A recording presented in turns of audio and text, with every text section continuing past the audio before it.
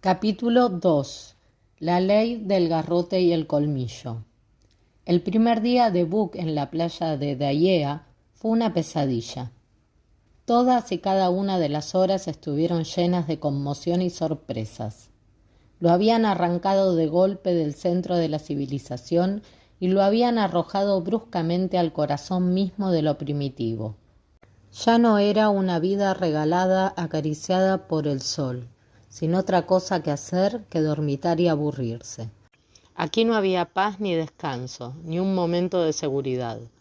Todo era confusión y actividad, y no había un solo momento sin que la vida o algún miembro corriera en peligro.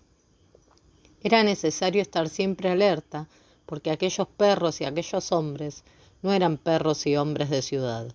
Eran todos salvajes que no conocían más ley que la del garrote y el colmillo. Book nunca había visto perros que pelearan como lo hacían aquellas fieras, y su primera experiencia le enseñó una lección inolvidable. Es verdad que fue una experiencia en cabeza ajena, pues de otro modo no habría sobrevivido para aprovecharla. La víctima fue Curly.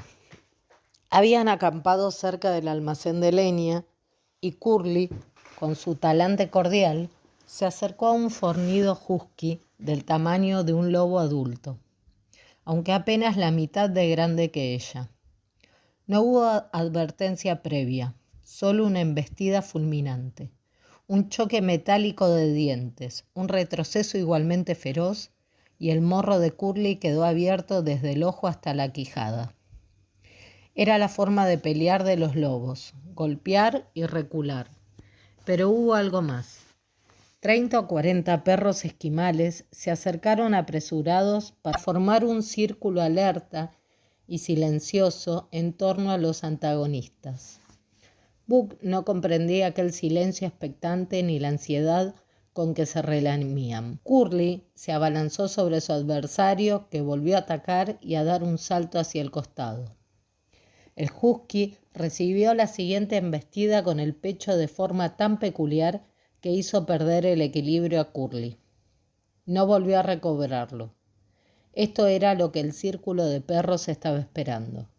La acorralaron gruñendo y aullando, y Curly, entre aullidos de agonía, quedó sepultada bajo aquella masa peluda de cuerpos feroces. Aquello fue tan repentino e inesperado que desconcertó a Book.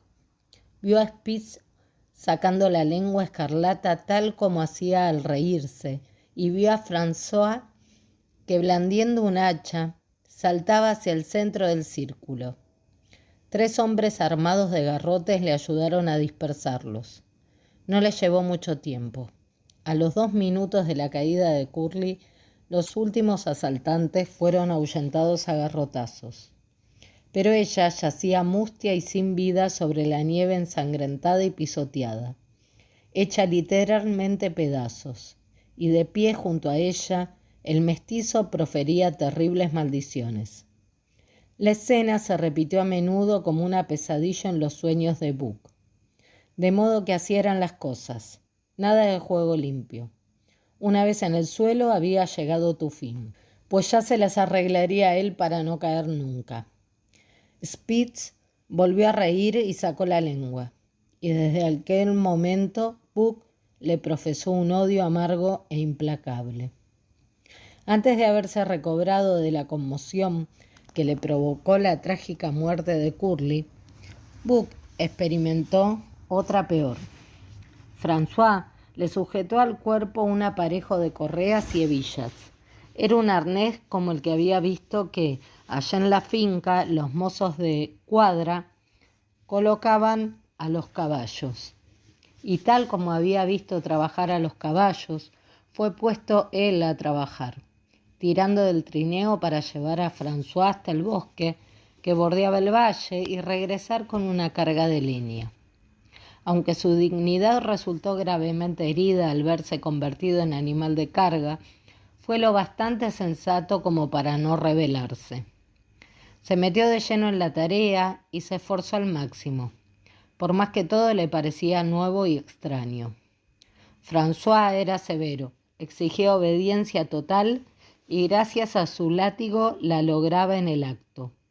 Por su parte, Dave era un experimentado perro zaguero. Mordía las nalgas de Buck cada vez que cometía un error. Spitz, que era el que guiaba, era igualmente experimentado, pero como no siempre podía acercarse a Buck, le lanzaba de vez en cuando gruñidos de reproche o echaba astutamente su peso sobre las riendas para forzarlo a seguir el rumbo correcto. Buck aprendía con facilidad y bajo la tutela conjunta de sus dos colegas y de François, realizó notables progresos. Antes de regresar al campamento, ya sabía que ante un so tenía que detenerse y ante un arre avanzar. No le costaba trazar las curvas con amplitud y mantenerse lejos del zaguero cuando, en una pendiente, el trineo cargado se le venía encima pisándole los talones. «3 perros mucho buenos», le comentó François a Perrault. «El Buck tirar como demonio, yo enseñarle deprisa». Por la tarde, Perrault, a quien le urgía ponerse en camino con el correo, regresó con 2 perros más, Billy y Joe. Así les llamaba, eran hermanos y esquimales auténticos. Aunque hijos de la misma madre, eran como el día y la noche. El único defecto de Billy era su carácter sumamente acomodaticio, mientras que Joe era el extremo opuesto, malhumorado e introspectivo, siempre gruñón, con la mirada atravesada. Buck los recibió de buen talante. Dave no les hizo el menor caso, mientras que Spitz se puso a provocar primero a uno y después al otro.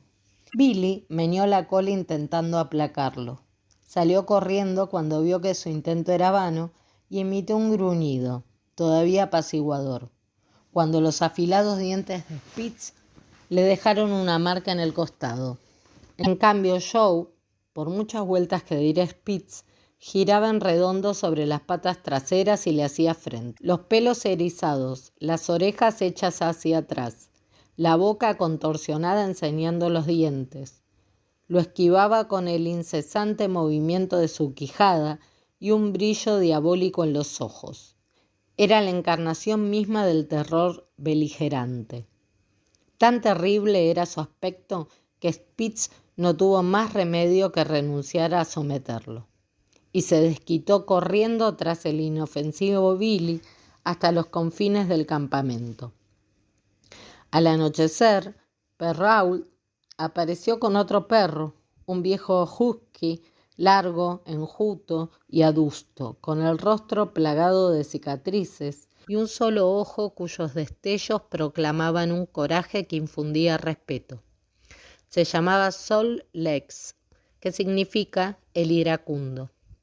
Al igual que Dave, no pedía nada, no daba nada, no esperaba nada, y cuando con lentitud y parsimonia se encaró al resto del grupo, hasta Spitz lo dejó en paz. Tenía una peculiaridad que Buck tuvo la mala suerte de descubrir. No toleraba que se le acercasen por el lado del ojo ciego. Buck cometió sin querer esa ofensa y solo se enteró de su indiscreción cuando Sol Lex giró bruscamente y le rajó un hombro hasta el hueso. A partir de entonces, Buck evitó acercarse a él por el flanco del ojo ciego y durante todo el tiempo que estuvieron juntos no volvió a tener problemas. La única ambición de Sol Lex, igual que la de Dave, era que lo dejaran en paz, aunque, según Buck, habría que de saber más adelante, cada uno de ellos tenía otra, incluso más vital.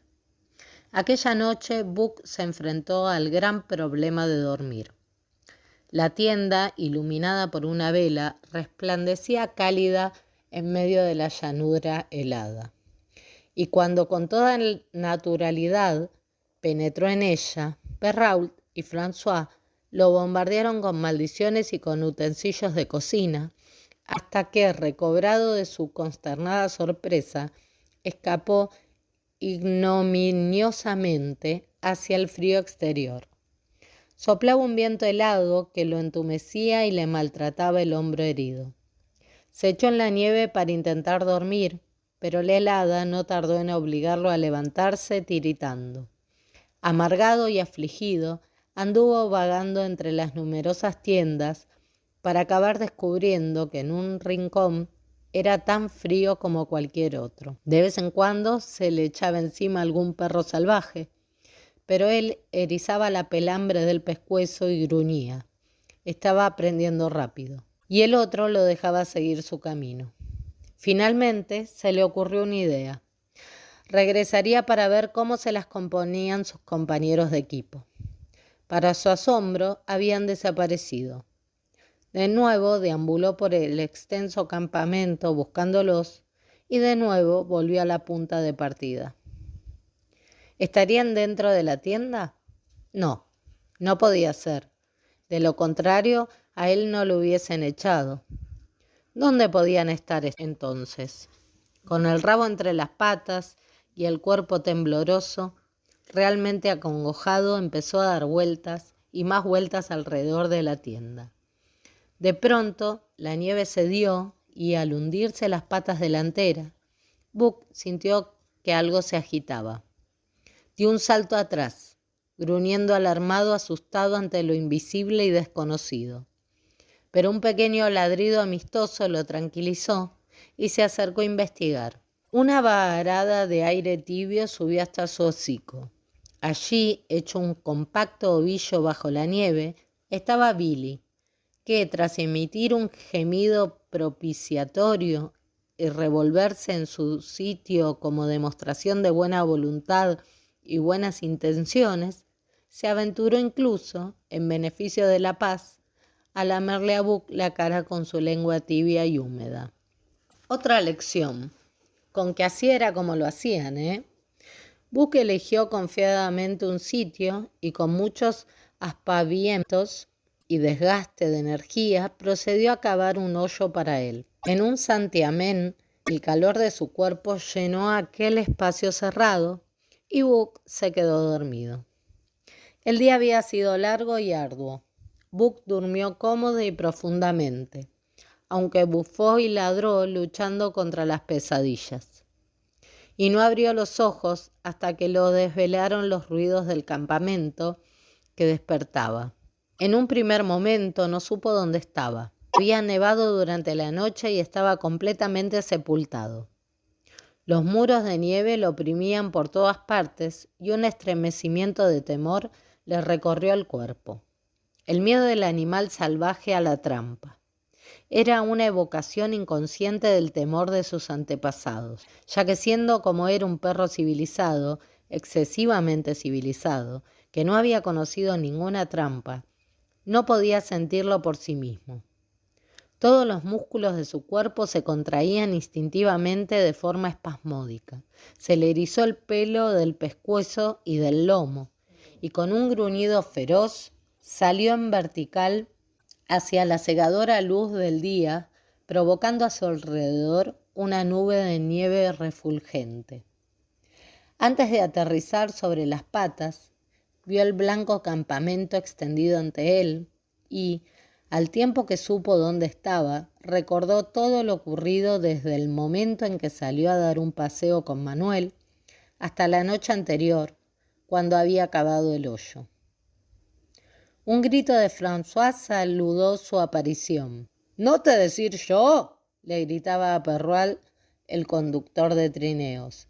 «Ese Buck aprender rápido, sí». Perrault asintió gravemente. Como correo del gobierno canadiense, portador de importantes despachos, le preocupaba conseguir los mejores perros y estaba especialmente satisfecho de contar con Buck. 3 huskies más fueron incorporados al tiro en menos de una hora, completando así un total de 9.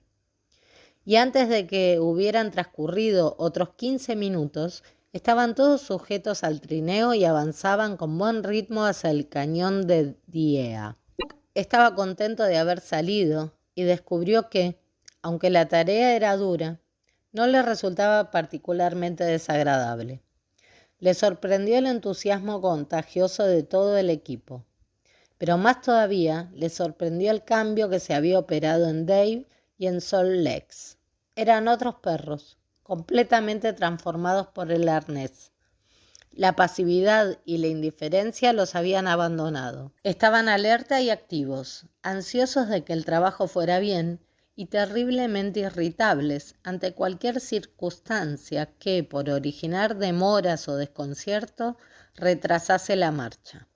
El trabajoso avance era para ellos la suprema realización individual, el exclusivo fin de su existencia y lo único que les proporcionaba placer. Dave iba enganchado al trineo. Detrás tiraba Book y luego venía Sol Lex. El resto del tiro iba enganchado en fila india y a la cabeza guiaba Spitz. A Book lo habían colocado a propósito entre Dave y Sol Lex para que pudiese aprender de ellos. Si él era un buen alumno, competentes eran sus maestros, que nunca lo dejaban persistir en el error y reforzaban sus enseñanzas con sus afilados dientes. Dave era justo y muy sagaz. Nunca mordía a Book sin motivo, nunca dejaba de hacerlo cuando hacía falta. Como lo respaldaba el látigo de François, Book encontró que le salía más barato enmendarse que rebelarse. En una ocasión, durante un breve alto, quedó enredado en las correas y demoró la salida.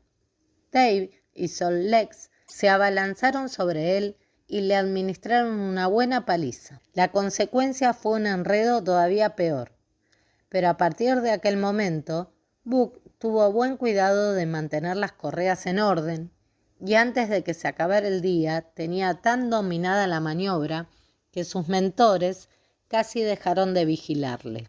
El látigo de François restallaba con menos frecuencia y Perrault hizo a Book el honor de levantarle las patas para examinárselas con cuidado. Fue una dura carrera hasta el cañón, porque hubo que cruzar campo de ovejas, dejar atrás la cadena de cuchillas y el límite de los bosques a través de glaciares y ventisqueros de centenares de metros de profundidad, y pasar la cordillera de Chilcot que separa las aguas saladas de las dulces y custodia de forma majestuosa el triste y solitario territorio del norte.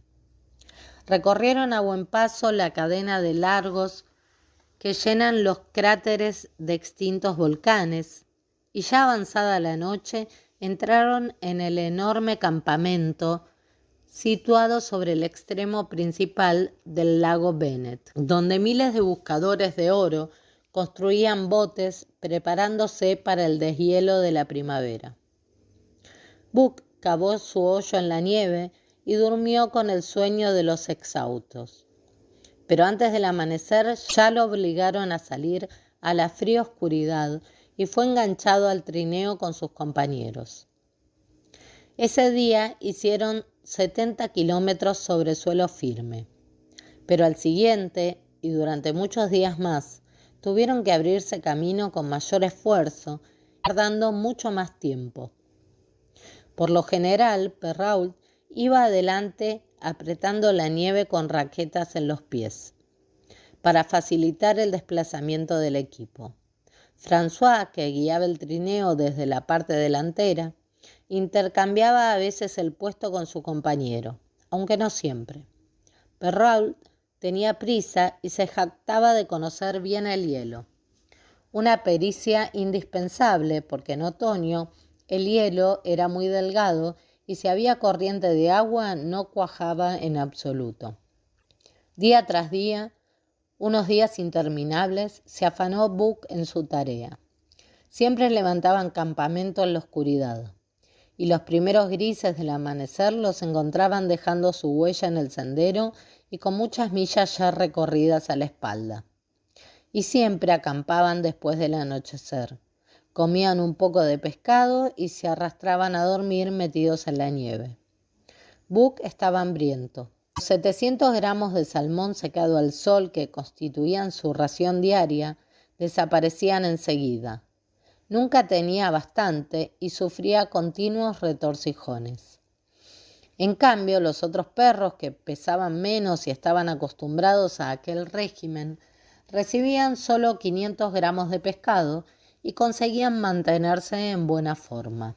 Enseguida fue perdiendo Buck la delicadeza de su vida anterior. Comilón, moroso y refinado, se encontró con que sus compañeros, que acababan antes, le robaban la porción que no había consumido aún. No había forma de defenderla. Mientras él ahuyentaba a 2 o 3 ladrones, la comida desaparecía en el gaznate de los demás. El único remedio era comer tan rápido como ellos, y tanto lo acuciaba el hambre que enseguida aprendió a coger lo que no era suyo. Observaba y aprendía. Una vez vio como Pike, uno de los nuevos, un hábil ladrón y especialista en escaquearse, robaba con astucia un trozo de tocino cuando Perrault le daba la espalda, y al día siguiente Buck se apoderó de todo el tocino. Se armó un gran jaleo, pero nadie sospechó de él. Fue Dub, un ladrón torpe al que siempre sorprendían con las manos en la masa, quien recibió el castigo en su lugar. Aquel primer robo demostró que Buck podía sobrevivir en el hostil territorio del norte. Era la prueba de su capacidad de adaptación, de acomodación a las circunstancias cambiantes, cuya ausencia habría significado una muerte rápida y terrible. Indicó, además, el descenso, o mejor aún, la quiebra de sus principios morales, inútiles ahora, y una rémora en la despiadada lucha por la existencia. El respeto por la propiedad privada y los sentimientos personales estaban muy bien en las regiones meridionales bajo el imperio de la ley del amor y la fraternidad. Pero en el norte, donde prevalecía la ley del garrote y el colmillo, era un necio quien tuviera en cuenta tales cosas, y en la medida en que las acatase, no lograría salir adelante. No es que Buck hiciera tal razonamiento, simplemente era apto e inconscientemente se adaptaba a su nuevo estilo de vida. Ni rehuía una pelea, ni pensaba en las posibilidades. Pero el garrote del hombre del jersey rojo le había inculcado a la fuerza un código más fundamental y primario. Como un ser civilizado, habría sido capaz de morir por un principio moral, por ejemplo, en defensa de la fusta del juez Miller, pero el alcance de su retorno a lo más primitivo ponía de manifiesto ahora su capacidad de rehuir la defensa de una consideración moral y salvar el pellejo. No robaba por el placer de hacerlo, sino obedeciendo al clamor de su estómago. Y por el respeto al garrote y al colmillo, no robaba abiertamente, sino que con astucia y sigilo. En resumen, hacía las cosas porque era más fácil hacerlas que no hacerlas. Su evolución o regresión fue rápida. Sus músculos adquirieron la dureza del hierro y se hizo insensible a todas las penalidades comunes. Desarrolló una economía interna igual que la externa. Era capaz de comer cualquier cosa, por repugnante o indigesta que fuera, y, una vez ingerida, los jugos de su estómago extraían de ella hasta la última partícula nutritiva que la sangre llevaba hasta los lugares más recónditos de su cuerpo, donde se convertía en tejido orgánico más fuerte y resistente. La vista y el olfato se le aguzaron notablemente, mientras que su oído se volvía tan fino que, aun estando dormido, era capaz de percibir el más leve sonido y saber si era un presagio de paz o de peligro. Aprendió a arrancarse con los dientes el hielo que se le acumulaba entre los dedos, y cuando tenía sed y el agua estaba cubierta de una gruesa capa de hielo, la rompía golpeándola con las agarrotadas patas enteras. Su rasgo más sobresaliente era la habilidad de olisquear y prever una noche antes de dónde soplaría el viento. Aun cuando no hubiese siquiera una brisa en el momento en que cavaba su hoyo justo a un terraplén. El viento que soplaba más tarde lo encontraba indefectiblemente a sotavento, cómodamente resguardado. Y no solo aprendía por la experiencia, sino que en él revivían instintos hacía tiempo desaparecidos. Se despojó de la domesticidad de generaciones. Vagos recuerdos ancestrales de los orígenes de la raza de la época en que las manadas de perros salvajes deambulaban por los bosques primitivos y devoraban sus presas según les daban caza. No le costó aprender a pelear, causando un corte profundo con un súbito mordisco de lobo. Así lo habían hecho sus olvidados antepasados. Fueron ellos los que aceleraron en su interior el despertar de hábitos ancestrales y los viejos ardides que habían impreso en la herencia genética de la raza se convirtieron en los suyos. Los incorporó sin esfuerzo ni asombro, como si hubieran sido suyos desde siempre. Y cuando en las noches frías y serenas apuntaba con el hocico a una estrella y aullaba como un lobo, eran sus antepasados muertos y convertidos en polvo los que lo hacían desde los siglos pasados y a través de él. Y las cadencias con que Buck manifestaba su sufrimiento eran las suyas, como suyo era el significado que para ellos tenían la quietud, el frío y la oscuridad de la noche. Como demostración de que la vida es un juego de marionetas, el canto ancestral lo invadió por entero y Buck recobró su ser original, y todo porque en el norte los hombres habían encontrado un metal amarillo y porque Manuel era un ayudante de jardinero cuyo salario no cubría las necesidades de su mujer ni las de los